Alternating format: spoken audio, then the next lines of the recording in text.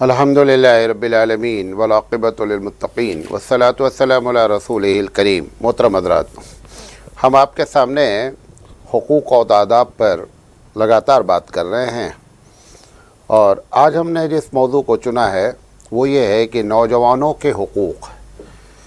उमूमन ऐसा होता है, किताबें भी लिखी जाती हैं, बहुत सारी किताबें भी हैं, नेट पर बहुत सारे मज़ामीन भी हैं कि नौजवानों की ज़िम्मेदारी क्या है, लेकिन ये कोई नहीं बताता है कि उस नौजवान के क्या राइट्स हैं समाज पर और उसके घर वालों पर।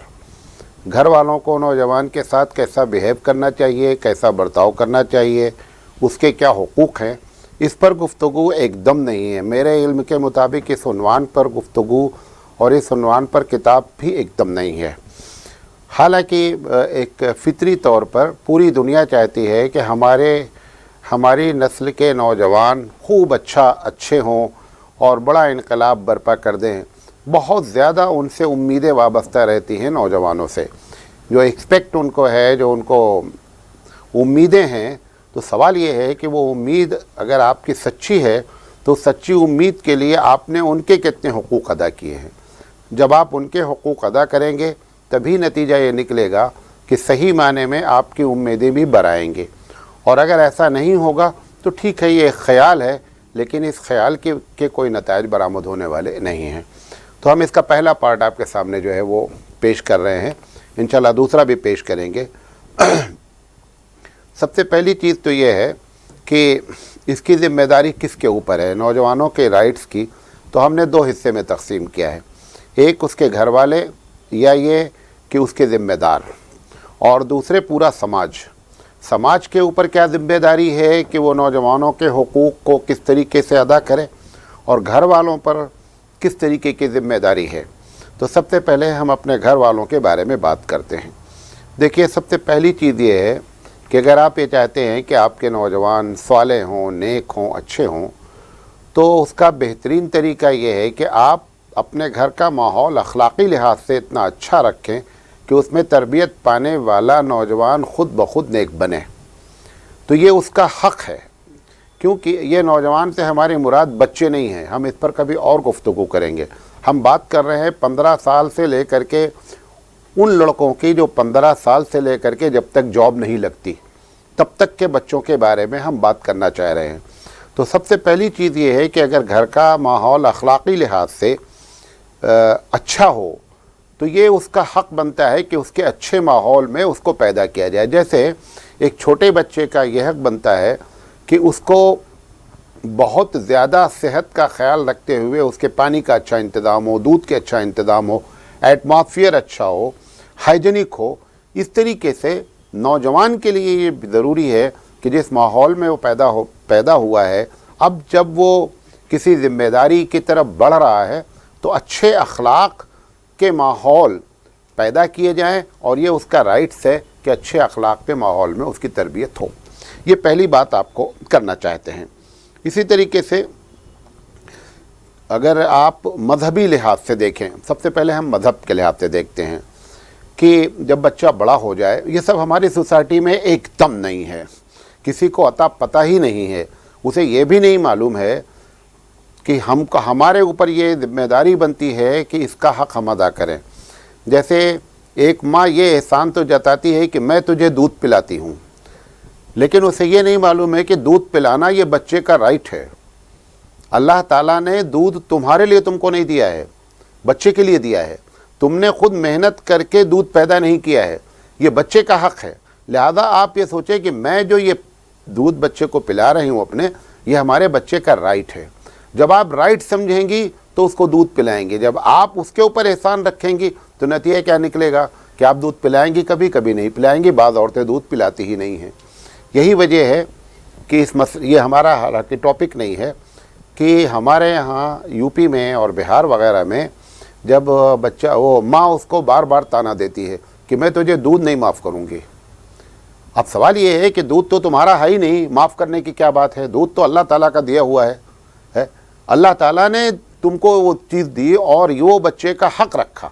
तो इसी तरीके से बात चीज़ें हमारे नौजवानों का हक़ है, उसमें से एक एक बात, और हर سننے والا میری تقریر کو یہ محسوس کرے کہ میں یہ حق اپنے نوجوانوں کے ساتھ میں نے ادا کیا ہے یا نہیں ادا کیا ہے، ادا کر پا رہے ہیں یا نہیں ادا کر پا رہے ہیں، اور اگر نہیں کر پا رہے ہیں ابھی وقت ہے تو آپ اس حق کو ادا کریں۔ سب سے پہلی چیز یہ ہے کہ بچہ جب بڑا ہوتا ہے 13 14 15 سال کا، لڑکی ہے لڑکا، تو اس کے سامنے پہلا مسئلہ جو بڑا مسئلہ آتا ہے وہ طہارت کا، پاکی کا ناپاکی کا مسئلہ آتا ہے۔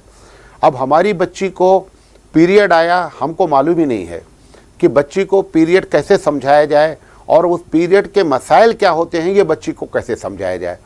اب یہ ماں، اس کا حق ہے کہ اس کو بتایا جائے، کیونکہ نہ سوسائٹی میں کوئی بتانے والا ہے، اور اگر آپ نہیں بتائیں گی تو وہ غلط جگہ سے اگر انفارمیشن لے گی تو یہی وجہ ہے کہ میرا اپنا اندازہ ہے کہ بھارت کی 70 سے 80% عورتیں اپنے پاکی ناپاکی کے مسائل جانتی ہی نہیں ہیں۔ کمپلیٹ طور پر وہ نہیں جانتی ہیں کہ کب ہماری نماز چھوٹی ہے، ہم کو کب نماز پڑھنا لازم ہو جائے گا، کتنے دن کا پیریڈ ہے، ایک ہزاروں سے مسائل ہیں۔ کیونکہ نہ ان کو معلوم تھا، نہ ان کی امی نے ان کو نہیں بتایا، لہذا اب وہ اپنی بچی کو نہیں بتا پا رہی ہیں۔ لہذا یہ اس کا حق ہے کہ پاکی ناپاکی کے مسائل کو بیان کیا جائے۔ اسی طریقے سے بچہ، لڑکا اگر بالغ ہو گیا ہے، اسے نہیں معلوم ہے کہ نائٹ فال کسے کہتے ہیں، اسے نہیں معلوم ہے کہ ویٹ ڈریم کے مسائل کیا ہیں۔ ایک آدمی نے رات میں خواب دیکھا ہے، اب خواب دیکھنے کے بعد اس کو اس کا کپڑا صبح گندا ہی نظر نہیں آیا، بھیگا ہی نظر نہیں آیا، اب اس کو یہ مسئلہ ہی نہیں بتایا ان کے ابو نے یا امی نے کہ اگر ایسی شکل ہے تو ایسی شکل میں غسل واجب نہیں ہوتا ہے، یہ اسے معلوم ہی نہیں ہے، یہ اس کا رائٹ تھا۔ تو سب سے پہلی چیز، کیونکہ اگر پاکی حاصل نہیں ہوگی تو نماز کا مسئلہ کھڑا ہو جائے گا۔ لہذا میری سمجھ سے یہ میں نے ساری باتیں سوچ کر کے لکھی ہیں، اس میں آپ جوڑ بھی سکتے ہیں، کچھ چیزوں سے آپ اختلاف کرنا چاہیں اختلاف بھی کر سکتے ہیں، لیکن میں نے کافی حد تک سوچ کر لکھا ہے۔ نمبر 2، تو پاکی ناپاکی کے مسائل کا علم دینا یہ بچے کا رائٹس ہے، یہ اس کا حق ہے۔ نمبر 2، فرائض کا علم دینا۔ بوڑھے ہو کر کے لوگ جماعت میں نکلتے ہیں اور ان کو یہ نہیں معلوم رہتا ہے کہ روزے کے وضو کے فرائض کیا ہیں، اور بہت ہی شوق سے یہ بات کہتے ہیں کہ میں نے جماعت میں جا کر کے سیکھا۔ یقینی بات ہے، یہ غلطی کہاں ہوئی ہے؟ وہ 50 سال کا ہو گیا، اسے نہیں معلوم ہے کہ نماز کے فرائض کیا ہیں، اسے نہیں معلوم ہے کہ روزے کے فرائض کیا ہے، اسے نہیں معلوم ہے کہ وضو کے فرائض کیا ہیں، غسل کے فرائض کیا ہیں۔ غسل میں عورتیں سمجھتی ہیں کہ کوئی الگ سے دعا پڑھی جاتی ہے، فلاں ہوتا ہے، دنیا بھر کی بکواس۔ یہ ساری باتیں کیوں ہوئی ہیں؟ کیونکہ اس کو فرائض کا علم نہیں دیا گیا۔ تو میری اپنی ذاتی رائے یہ ہے کہ یہ بچے کا حق ہے، کیونکہ یہ جیسے ہی بالغ ہوگا بچہ، سب سے پہلی رسپانسبلٹی کیا ہوگی کہ جو اللہ نے چیزیں فرض کی ہیں اس کی اکاؤنٹیبلٹی اس کی ہونے والی ہے، وہ آپ بتا ہی نہیں رہے ہیں۔ لہذا کم سے کم نماز کے فرائض بتا دیے جائیں، نمبر 1، وضو کے فرائض بتا دیے جائیں، نمبر 2، غسل کے فرائض بتا دیے جائیں۔ یہ 3 بنیادی فرائض ہیں جس کو بتا دیں فوراً آپ، تاکہ اس کی نماز، اس کا روزہ کیا ہو جائے، صحیح ہو جائے۔ تو یہ فرائض کا علم دینا۔ اسی طریقے سے کہ کیا چیزیں حرام ہیں، یہ اس بچے کو بتانا ضروری ہے کہ دیکھو اب تمہارا جو بھی کام ہوگا وہ اللہ کی نگاہ میں اس پر گرفت ہوگی۔ ابھی تک تم انوسینٹ تھے، اب بالغ ہو گئے ہو، لہذا تمہارا غلط کام اگر ہوا تو تم کو عذاب ملے گا۔ یہ بات اس کو اسی دن بتا دے جس دن اس کی عمر 13 سے 14 سال ہو رہی ہے۔ لڑکی کی 13 سال میں بتا دے، لڑکے کو زیادہ سے زیادہ 14 سال میں بتا دے۔ یہ اس کا حق ہے کہ بیچارہ جان لے کہ حرام کیا ہوتا ہے، حرام کسے کہتے ہیں۔ میں ابھی گاؤں میں گیا تو ایک دکان ہے چھوٹی سی، تو چھوٹی سی دکان میں ایک کیا کہتے ہیں پیپر ٹنگا ہوا تھا، پیپر میں نمبر لکھے ہوئے تھے، آپ وہ نمبر کو نکالیں گے، توڑیں گے تو اس میں لکھا ہوگا کہ وہ 1 روپے کا ایک نمبر ہے، 1 روپے کا ایک نمبر ہے کہ 1 روپے آپ دیں گے، آپ کو ایک نمبر گویا کہ کھرچنے کی اجازت ہے۔ اس نے کھرچا، اس میں لکھا ہے کہ ان کو بال دے دو۔ اب بال ہے 10 روپے کا، اس نے دیا ہے 1 روپے، کبھی لکھا ہوا ہے شکریہ ہے۔ اب بیچنے والے کو بھی نہیں معلوم ہے، اور مسلمان ہیں، 5 وقتہ نمازی ہیں۔ میں پہنچا، میرے سامنے ہوا، ہمارا ایک دم مطلب ہمارے دوستوں میں سے ہیں، تو میں نے کہا، ہم نے کہا یہ کیا ہے؟ انہوں نے کہا کہ نہیں، اس کو کھرچتے ہیں، اسی کا نام تو جوا ہے۔ نہ بچے کو معلوم ہے، اور وہ جا کر کے امی کو بولا، امی آج مجھے بال ملا ہے۔ امی خوش ہو گئی کہ 1 रुपए में 20-50 रुपए का बॉल लेकर आ गया बच्चा। अम्मी को ये बात ही नहीं मालूम है, क्योंकि अम्मी की भी तरबियत नहीं की गई है, तो बेचारी कहाँ से तरबियत कर देंगे अपने बच्चे की। तो नतीजा क्या है कि कम से कम हराम चीज़ों का जो है उसको इल्म दिया जाए। इसी तरीके से एक बड़ा फॉल्ट है, 4 रिश्तेदारियाँ होती हैं मेन। बच्चा सिर्फ 4 आदमी को जानता है, अपने भाई, अपनी बहन, अपनी अम्मी, अपने अब्बू। उसे ये मालूम ही नहीं है कि मामू का क्या हक़ है, खाला का क्या हक़ है, फूफी का क्या हक़ है, चचा का क्या हक़ है, दादी का क्या हक़ है, नानी का क्या हक़ है, दादा का क्या हक़ है। ये उसको बताया ही नहीं गया है बच्चे को। वो जब बच्चा कैसे बिहेव करे, फूफी आ जाए तो कैसे बिहेव करे बच्चे फूफी के साथ, वो बाप की बहन है, उसको आता पता ही नहीं कि फूफी के साथ कैसे बर्ताव करना चाहिए, दादा के साथ कैसे बर्ताव करना चाहिए। तो जो हुकूक लोगों के हैं, तीसरी बात जो कहना चाह रहा हूँ कि फ़राइज़ बताए जाएँ, हराम के मसाइल बताए जाएँ, और हमारे ऊपर आज से क्या हुकूक लाजिम आ गए हैं, हम खला आ गई हैं तो कैसे बर्ताव किया जाएगा, मुलाकात कैसे की जाएगी, ये सारी बातें हमको बताई ही नहीं जाती। और ना बताने की बुनियादी वजह क्या है, बताएगा कौन? उसको बेचारे को खुद को नहीं मालूम है, अब्बी अब्बू को, कि ये क्या बताया जाए। तो ये पता है चला कि अगर आप अपनी नस्ल को यहाँ संभालेंगे, अगर हम अपनी बच्चे को बताएंगे, नतीजा क्या निकलेगा, जब इनका बच्चा बड़ा होगा तो वो उसको बताएंगे, तो एक सिलसिला चल निकलेगा। तो सिलसिला नहीं चल रहा है क्योंकि कहीं से भी इसका आता पता ही नहीं है। हम ये समझ ही नहीं रहे कि ये बच्चे का राइट्स है, ये नौजवानों का राइट है कि उसको सही मसला बयान किया जाए। इसी तरीके से मजहबी लिहाज से, क्योंकि मज़हब का एक बड़ा मसला है, वो ये है कि हमेशा शुरू से लेकर आखिर तक ये बात है, अल्लाह के रसूल सल्लल्लाहु अलैहि वसल्लम से पहले जिन लोगों ने बैत किया, पहले फर्स्ट बैच आकर के मदीना का जब बैत करता है, तो अल्लाह के रसूल सल्लल्लाहु अलैहि वसल्लम उस बैत में एक बात ये भी पूछते हैं, 5 अच्छी बुनियादी बातें पूछते हैं। उसमें से एक बात ये पूछते हैं कि अच्छा ये बताओ कि तुमको अगर मैं बोलूँ कि इस्लाम को इस वक्त पैसों की ज़रूरत है, तो तुम्हारे अंदर इन्फाक करने की सलाहियत है? आप पैसा खर्चा करेंगे? हमको बुला रहे हैं मदीना के लिए, हमको बुलाने के बाद पैसा भी तुमको अपना खर्चा करना पड़ेगा अल्लाह के रास्ते में। उन्होंने कहा ठीक है।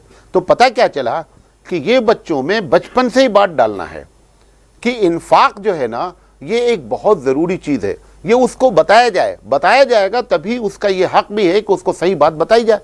हमको ये सब बातें, हमको सिर्फ अभी अगर ये बता दिया जाए, बच्चा जो है गांव का बच्चा है, गन्ना तोड़ कर लेकर आ गया, अम्मी ने कभी नहीं पूछा। एक अंडा मुर्गी का कहीं से उठा कर लेकर आ गया, अम्मी ने पका के बच्चे को खिला दिया। सुल्ताना डाकू के बारे में मशहूर है कि सुल्ताना डाकू को जब फांसी दी जाने लगी तो उससे पूछा गया कि तुम्हारी आखिरी ख्वाहिश क्या है, तो उसने कहा कि मैं अपनी माँ से मिलना चाहता हूँ। तो माँ बुलाई गई, तो उसने कहा कि अम्मी आप अपनी ज़बान दिखलाइए, मुझे आपकी ज़बान देखनी है। तो वो समझी नहीं क्यों, जैसे उसने ज़बान दिखलाई, उसने दांत से पकड़ के ज़बान पूरी काट लिया, सुल्ताना डाकू ने अपने माँ की ज़बान को। और बताया जब काट लिया तो उसने कहा कि जब शुरू में मैंने चोरी की, आज मैं डकैत बना, आज मुझे फांसी दी जा रही है। जब मैंने शुरू में चोरी की तो इन्हीं की इस ज़बान ने चटकारे लिए। मैं कभी छोटी चीज़ लेकर आया, कभी अंडा लेकर आया, कभी पैसे लेकर आया चोरी करके, तो हमारी माँ ने कभी नहीं पूछा कि ये पैसे कहाँ से आए हैं। तो इस तरीके से बच्चों को इन्फाक की आदत डाली जाए। जब इन्फाक की आदत डाली जाती है, खुद ब खुद चोरी की आदत ख़त्म हो जाती है। ये दोनों आप बातें समझ लीजिए। ये बहुत ही नुक्ते की बात है जो आपको बताना चाहता हूँ। अगर हमारे अंदर इन्फाक की आदत है तो हम चोरी की आदत से खुद ब खुद महफूज हो जाएंगे, और अगर इन्फाक की आदत नहीं होगी, बखील होंगे, तो लाजमी तौर पर हमारे अंदर क्या होगी, चोरी का मादा पैदा हो जाएगा।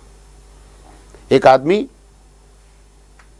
तनख्वाह नहीं लेता है तो आप उससे ये उम्मीद नहीं रखें कि वो यतीम खाना और मदरसे और मस्जिद के पैसे मारेगा, क्योंकि अगर उसे मारना होता तो तनख्वाह ले लेता वो।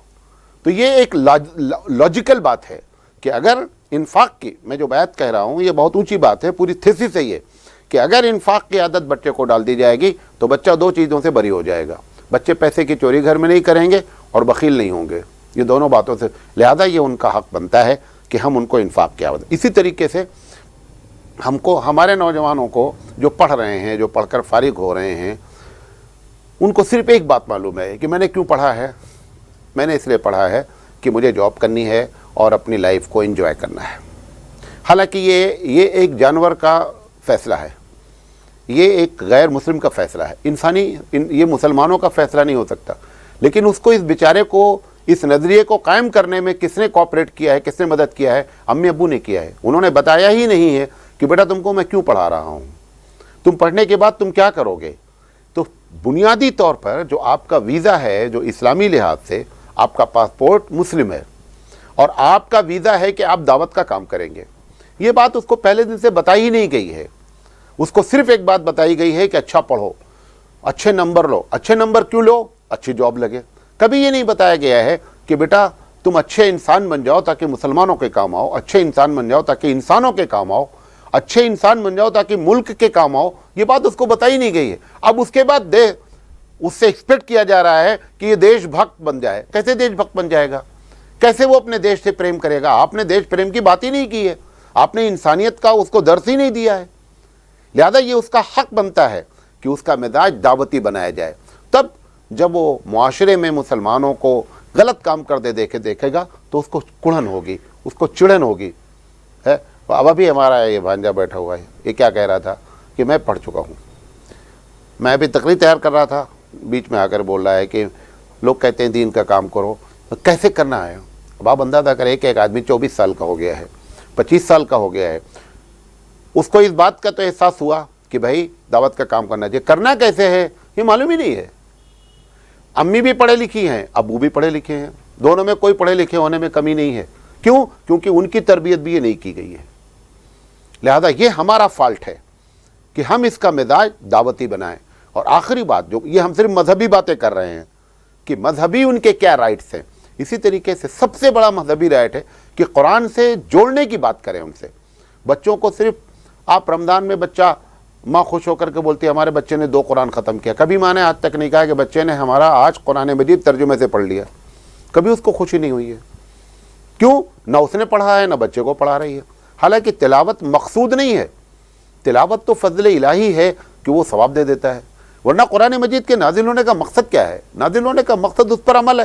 جب بچہ سمجھے گا نہیں, نوجوان ہمارا سمجھے گا نہیں, تو سوال یہ ہے کہ عمل کیسے کرے گا. لہذا نہ ان کو بتایا گیا, نتیجہ ایک دم الٹا نکل رہا ہے. یہ جتنی باتیں میں نے کی ہیں یہ کوئی بھی ہماری سوسائٹی میں رائج نہیں ہے. لہذا اب آپ یہ امید رکھیں کہ نوجوان ہو جائیں اور انقلاب برپا کر دیں, یہ بیوقوفی کی باتیں ہماری ہیں. ایک ہم ایسی باتیں کر رہے ہیں کہ جو کبھی بھی ہمارے جو ہے وہ کام آنے والی نہیں ہے. یہ صرف ایک خیال ہے, اور خیال جو ہے نا وہ بھی خام خیال ہے, یہ کچھ بھی اس کے نہ ہو. تو سب سے پہلی ذمہ داری ہماری جو ہے وہ مذہبی لحاظ سے ہے. ہم پارٹ نمبر 1 اسی پر ختم کرتے ہیں. انشاءاللہ زندگی رہی تو ہم پارٹ 2 آپ کے سامنے پیش کریں گے. وآخر دعوانا ان الحمدللہ رب العالمین.